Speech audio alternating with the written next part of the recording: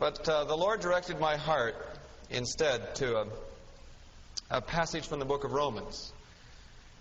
And I want to spend these moments focusing upon it because I believe that it represents the Holy Spirit's word in a very direct way to whomever this evening, that He has caused me in 2 times out of 12 and a half years to change the message on the spur of the moment. And so we'll receive it as that. I'd like for you to look with me for a few moments at the prayer life of an apostle and at the prayer requests that come out of the Apostle Paul's life in Romans chapter 1. And I think that when we get done looking at this, we will know more how to pray and how to understand what God is doing in our prayer life when we bring to Him specific requests.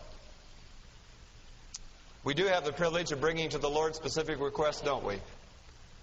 It's not always simply, Lord, Thy will be done and whatever you want to do is okay with me. Scriptures do give us the right to lay our heart before the Lord. And as you look at Romans chapter 1, verses 8 through 15, you will find Paul giving showing out of his heart 4 different things that he is praying for. He first, after a time of thanksgiving, in verse 10, prays that at last, by God's will, a way might be open for him to come to the Roman Christians.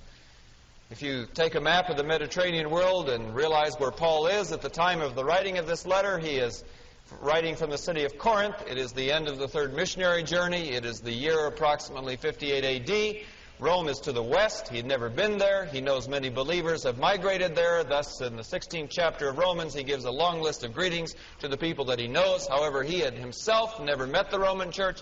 He had not founded the Roman church. Yet, for people he has neither met before, many of whom he has never met before, nor visited before in any way, he is already reflecting a life of prayer and thanksgiving for them. Quite remarkable.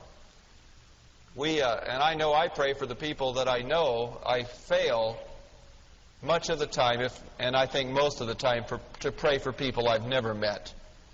To pray for the church elsewhere in the world whose faces I am not familiar with, and to give thanks to God for them. And I suppose you don't get to that place until your prayer life sufficiently matures to get to an advanced state like that. But Paul begins by thanking the Lord, and then he prays. His first request is that at last, by God's will, a way might be open for them to come to them. His second request is that when he comes to them, he might impart to them some spiritual gift, some charisma. And writing from Corinth, where the charisma or the charismata, the plural, was very important, we're intrigued with what it might be that spiritual gift conveyed upon the Roman church. Were they a church lacking in spiritual gifts? It's kind of hard to believe that they would be. They certainly get a different style of letter than the Corinthian church. The Corinthian church is loaded with